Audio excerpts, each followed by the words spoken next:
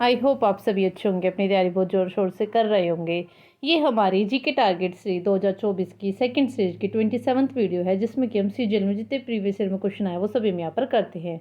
और ये क्वेश्चन ना सिर्फ आपके लिए सीजीएल में, सीएचएसएल, एमटीएस, सीपीओ, आपके जितने भी एग्जाम आने वाले हैं सब में बहुत ज़्यादा यूजफुल ये सीरीज आपके लिए होने वाली है। और हमारी डेली वीडियो इवनिंग में शाम 5 बजे हमारे चैनल सोनी गौरव एसएससी जीके पर अपलोड कर दी जाती है, तो आप ऐसे हमारी वीडियो देखते रहिए और हमारे चैनल को सब्सक्राइब कीजिए, वीडियो को लाइक एंड शेयर कीजिए। हम आपके लिए बहुत ज़्यादा मेहनत कर रहे हैं और हमने अपनी फर्स्ट सीरीज भी कंप्लीट करा दी है, जिसकी की अलग से प्लेलिस्ट हमने अपने चैनल सोनी गौरव एसएससी जीके पर डाल रखी है, तो आप जाके उसे भी ज़रूर देखिए। और अब हमने ये सेकेंड सीरीज स्टार्ट की है, जिसमें कि हम 2023 में जितनी भी सीजीएल की शिफ्ट आई हैं सभी हम यहाँ पर करा रहे हैं। और फर्स्ट सीरीज में हमने 2022 में जितनी भी सीजीएल की शिफ्ट आई थी वो सभी हमने वहाँ पर करा दी हैं, तो आप ज़रूर जाके देखिए। आइए आज की क्लास में अपनी स्टार्ट करते हैं। क्वेश्चन नंबर 1, किस शास्त्र में भरतनाट्यम की सैद्धांतिक नींव पाई गई है? आंसर है नाट्य शास्त्र। किस में बच्चों? नाट्य शास्त्र में भरतनाट्यम की सैद्धांतिक नींव पाई गई है। ठीक है, क्वेश्चन नंबर 2 पढ़ते हैं। पतनूलकर गुजरात क्षेत्र में से विजयनगर राज्य में चले गए वे कौन थे? आंसर है रेशम बुनकर। कौन थे बच्चों? रेशम बुनकर। ठीक है बच्चों, जो ये पतनूलकर गुजरात क्षेत्र से विजयनगर राज्य में चले गए वे कौन थे, ये पूछा गया। तो बच्चों वे कौन थे? रेशम बुनकर थे। ठीक है, क्वेश्चन नंबर 3 पढ़ते हैं। भारत की राष्ट्रपति द्रौपदी मुर्मू द्वारा 30 नवंबर 2022 को मेजर ध्यानचंद्र खेल रत्न पुरस्कार 2022 किसे प्रदान किया गया? आंसर है अचंत शरत कमल जी को। ठीक है, किसको? अचंत शरत कमल जी को। इसके बारे में 1-2 पॉइंट है बच्चों, स्टैटिक जरा वो ध्यान में रखना है, एग्जाम में उससे क्वेश्चन जरूर बनेंगे। पहले तो बच्चों यही ध्यान में रखना कि जो ये शरत कमल जी है ये क्या खेलते हैं, ये मतलब ये टेबल टेनिस प्लेयर है। ठीक है बच्चों, ध्यान रखना। और अब इसके बारे में जो भी पॉइंट मतलब एग्जाम पॉइंट ऑफ व्यू से बन सकते हैं, जो भी क्वेश्चन वो मैं आपको बताने वाली हूँ। जैसे कि अब आप ये ध्यान में रखना कि जो मेजर ध्यानचंद्र खेल रत्न पुरस्कार है ना, ये सबसे बड़ा अवार्ड है खेल में। किसमें? सबसे बड़ा अवार्ड है खेल में। और बच्चों एक चीज़ और ध्यान रखना कि जो ये चिराग सेट्टी और साहे सात्विक रेड्डी जी है, इनको मतलब बैडमिंटन डबल्स में मतलब ये वाला अवार्ड मिल चुका है। ठीक है, मेजर ध्यानचंद्र खेल रत्न पुरस्कार। ठीक है, अभी मिला है इनको। ठीक है, और ये वर्ल्ड में मतलब नंबर 1 है, नंबर 1 पर अभी ये दोनों हैं। ठीक है, तो ये पहली बार हुआ है कि कोई इंडियंस वर्ल्ड में नंबर 1 पर है। और वो किनको मिला है ये अवार्ड? मेजर ध्यानचंद्र खेल रत्न पुरस्कार अभी चिराग शेट्टी और साहे सात्विक रेड्डी जी को। ठीक है, किस में है ये? डबल्स बैडमिंटन में मिला है इनको। ठीक है बच्चों, ध्यान रखना। और अगर मैं बच्चों आपसे पूछ लूँ कि ये जो मेजर ध्यानचंद्र अवार्ड है कब स्टार्ट किए गए थे? 1992 में। कब स्टार्ट किए गए थे? 1992 में। कब स्टार्ट किए गए थे? 1992 में।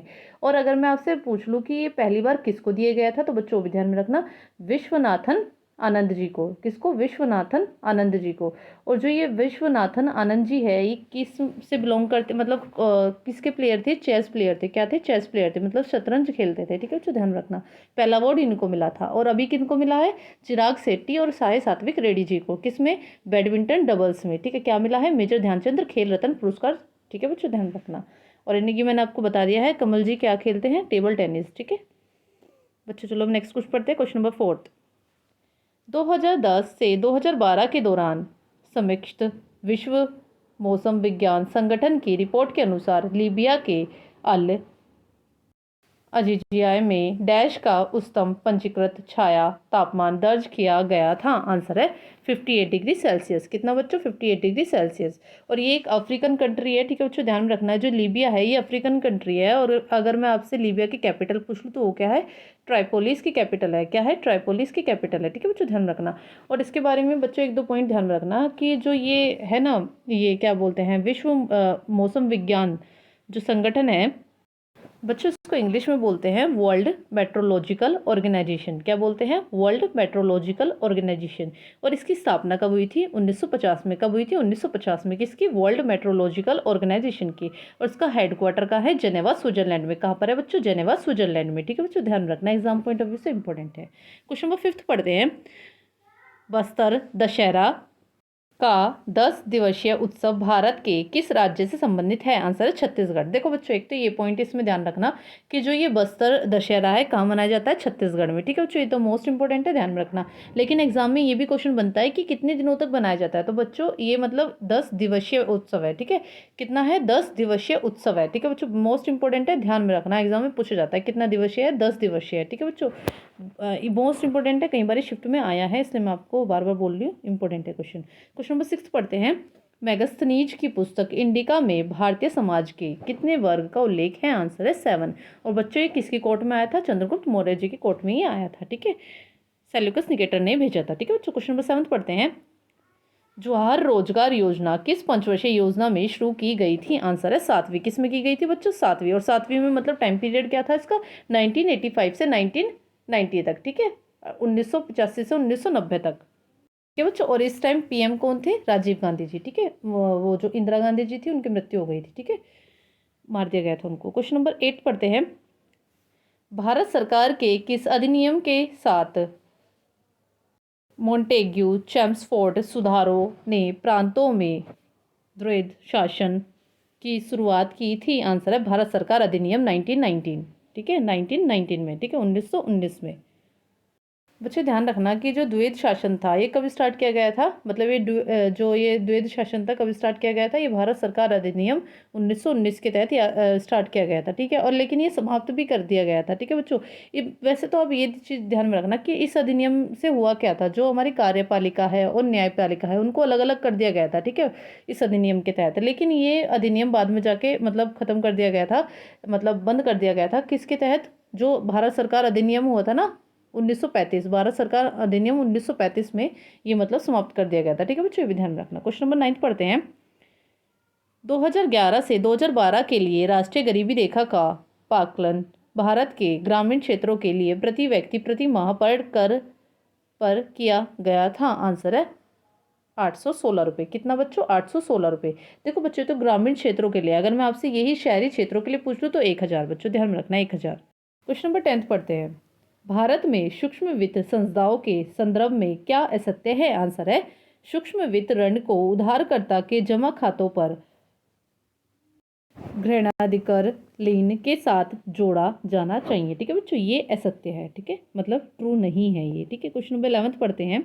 भारतीय संविधान के राज्य के नीति निर्देशक तत्व किस देश से गृहीत किए गए थे? मतलब ये जो हमने ये जो डीपीएसपी लिए हैं, मतलब ये जो हमें नीति निर्देशक तत्व जो हमने लिए हैं राज्य के, ये कहाँ से लिए हैं? किस देश से हमने मतलब लिए हैं? तो बच्चों ध्यान रखना, ये हमने आयरलैंड से लिए हैं। किससे लिए हैं? आयरलैंड से लिए हैं। और अगर मैं आपसे पूछूँ जो ये डीपीएसपी है ये किस पार्ट में आता है? पार्ट 4 में आता है। और कहाँ से कहाँ तक आर्टिकल मेंशन है इसमें? आर्टिकल 36 से आर्टिकल 51 तक। आर्टिकल 36 से आर्टिकल 51 तक पार्ट 4 में ये मेंशन है। बच्चों ध्यान रखना, कहाँ से लिया है? आयरलैंड से लिया है। कहाँ से लिया है? आयरलैंड से लिया है। ठीक है बच्चों, हमने क्या लिया है? राज्य के नीति निर्देशक तत्व जो है कहाँ से लिए हैं? आयरलैंड से लिए हैं। और किस में मेंशन है? ये पार्ट 4 में मेंशन है। और इसके अंतर्गत कहाँ से कहाँ तक आर्टिकल आते हैं? आर्टिकल 36 से आर्टिकल 51 तक। ठीक है बच्चों, ध्यान रखना। क्वेश्चन नंबर 12 पढ़ते हैं।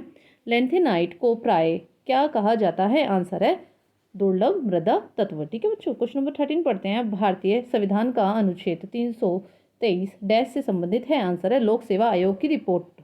क्या है बच्चों? लोक सेवा आयोग की रिपोर्ट कौन सा अनुच्छेद संबंधित है?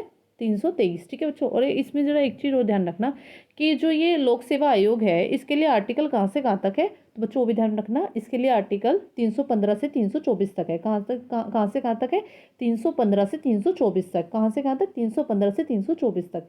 बच्चों मैं बार बार इसलिए बोलती हूँ ताकि आपको क्वेश्चंस के आंसर यहीं पर याद हो जाए। ठीक है, तो आप जरा आप भी मेरे साथ बोला करो जहाँ भी हो, ताकि आपको भी तुरंत ही याद हो जाए। ठीक है बच्चों, क्वेश्चन नंबर 14। कौन सी पहाड़ी पश्चिमी घाट का हिस्सा है? आंसर है अनामलाई की पहाड़ियाँ। कौन सी बच्चों?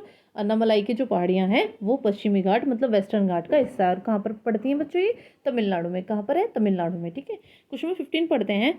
बीच वॉलीबॉल टीम में कितने स्थानापन्न मतलब सब्स्टिट्यूट खिलाड़ी होते हैं? मतलब इसके बदले ये सब्स्टिट्यूट करना, तो कितने होते हैं बच्चों, इसमें कोई भी नहीं होता, मतलब 0 होते हैं, ठीक है, जो ध्यान में रखना। और अगर मैं आपसे पूछ लूँ कि जनरली कितने होते हैं, जो ये बीच वॉलीबॉल हैं इसमें प्लेयर कितने होते हैं बच्चों, 2 ही होते हैं। कितने होते हैं, 2 होते हैं, ठीक है। और अगर मैं ये तो बच्चों बीच है, मतलब जो पानी में खेला जाता है, लेकिन अगर मैं नॉर्मल की पूछ लूँ, नॉर्मल वॉलीबॉल टीम में कितने प्लेयर्स होते हैं, तो बच्चों वो भी ध्यान रखना, 6 होते हैं। कितने होते हैं, 6 होते हैं नॉर्मल में। क्वेश्चन नंबर 16 पढ़ते हैं। रोवर्स कप किस खेल से संबंधित है, आंसर है फुटबॉल, ठीक है। फुटबॉल का संबंध किससे है, रोवर्स कप से, ठीक है। क्वेश्चन नंबर 17 पढ़ते हैं। औसत समुद्र तल से 3000 मीटर की ऊंचाई पर हिमालय की पीर पंजाल श्रेणी में अति आधुनिक विशिष्टताओं वाली कौन सी सुरंग बनाई गई है, आंसर है अटल टनल।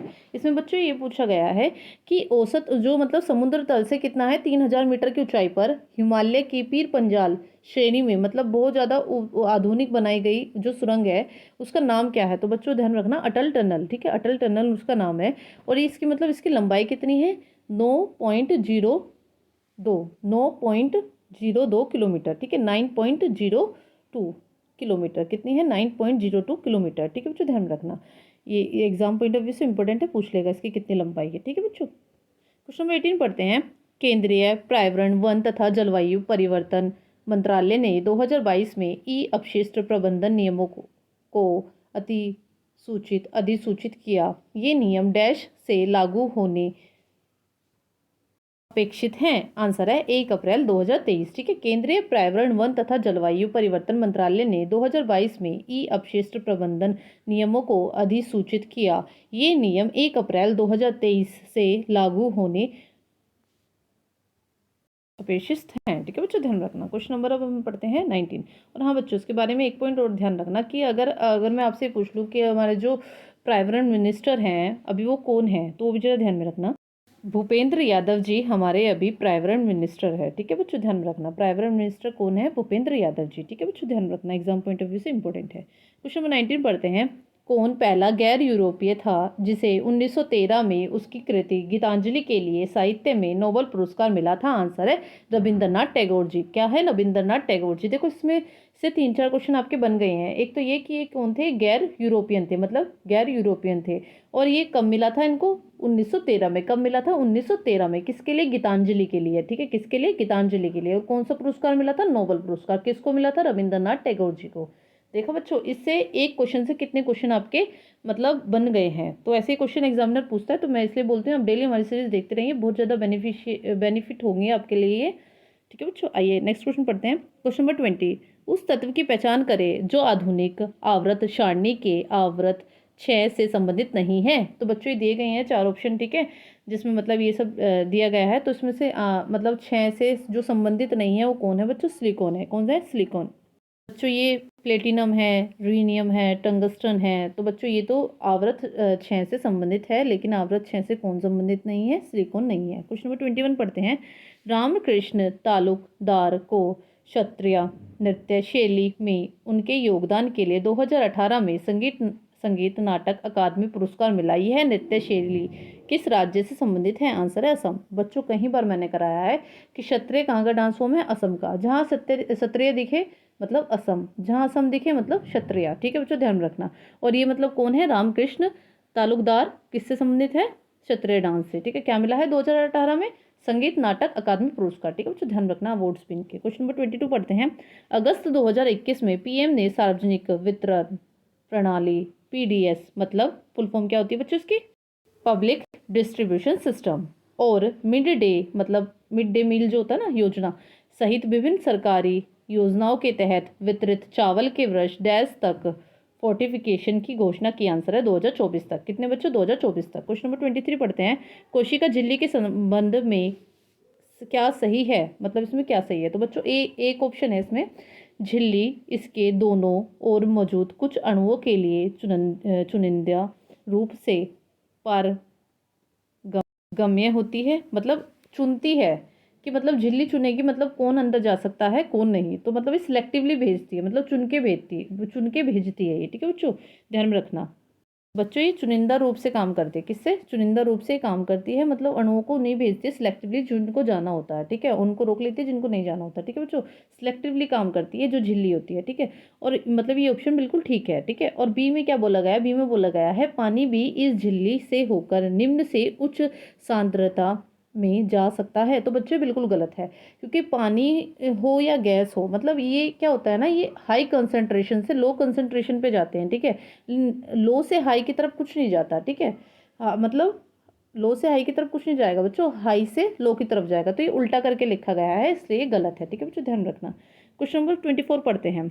उस भारतीय संगीतकार का नाम बताइए जो ताल वाद्य यंत्रों प्रहार द्वारा बजाया जाने वाला से जुड़ा है। आंसर है पंडित अयोध्या प्रसाद। कौन बच्चों? पंडित अयोध्या प्रसाद किससे जुड़े हुए हैं?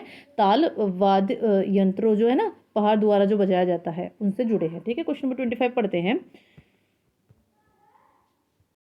एनीमेलिया जगत के किस समूह में अखंडित ध्रुव पार्श्विक रूप में सममित कोमल शरीर होते हैं, जिनमें एक त्रिकोण की संरचना, कोशिकाओं की 3 परतें और यह किसी प्रगुआ कंकाल तथा गुदा से रहित होती हैं? आंसर है चिपटी कृमि, ठीक।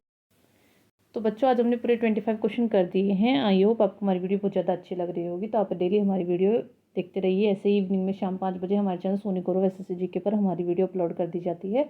तो आप ऐसे देखते रहिए, क्योंकि जितने भी आपके एग्जाम आने वाले सब में बहुत ज़्यादा यूजफुल ये चीज़ आपके लिए होने वाली है बच्चों।